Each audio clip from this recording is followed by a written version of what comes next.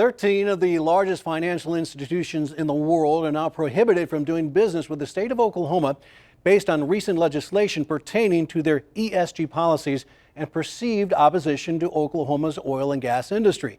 Jason Doyle joins us now with more on the impact this might have on our state's overall economy. Jason. Rich, the state treasurer's office generated that initial list of banks and financial institutions, and the legislator who wrote the law says it only makes sense to protect Oklahoma's main industry, oil and gas production.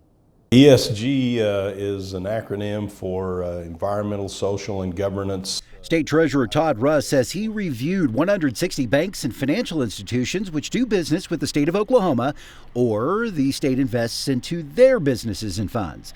He says the 13 who made this first list of restricted financial companies have worked against the oil and gas industry. And if they were aggressively pursuing ideologies that pivoted away from oil and gas, hard and specific, and discriminated against them, that was a key decision maker for me.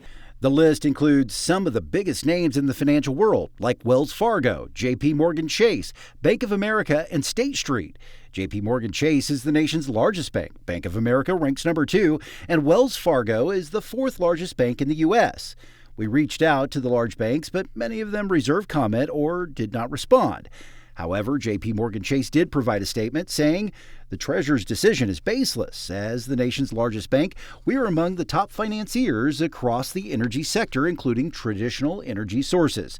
Our business practices are not in conflict with this anti-free market decision, and we look forward to continuing to serve customers and communities in Oklahoma. And some of them say, look, we're friendly to oil and gas. We invest in oil and gas. We are not discriminating in oil and gas. And then you go look at their votes and their proxy votes on these board commissions and different alliances, and they're talking out of both sides of their mouth. So what is ESG, and why has it become a barometer for politics and business? It started as early as the 1960s or 1970s when people had issues with the businesses, right? So that did a lot of manufacturing or businesses, international trade business with the country of South Africa, where that country's apartheid policy was not very popular at the time. So people started questioning about businesses that went to those places that did businesses over there. Oklahoma City University finance professor Dr. James Moss says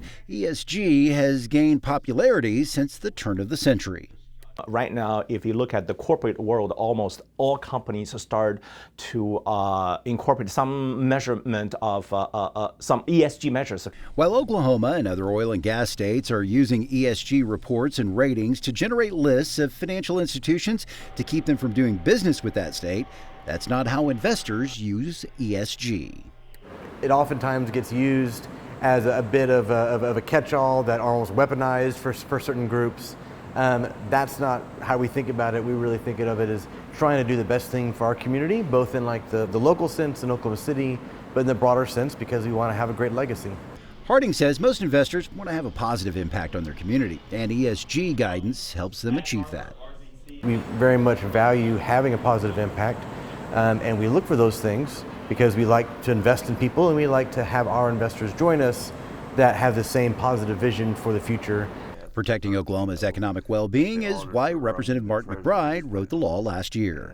I want to send a message back to them that, hey, we're not for your deal. We are the state that fossil fuels built, and we're going to continue to support the oil and gas industry. McBride notes that while the state of Oklahoma is diversifying its economy, oil and gas is still a major part of Oklahoma's fabric. The oil and gas industry in 2022 was a $64.9 billion industry in the state. 27% of the state total income activity.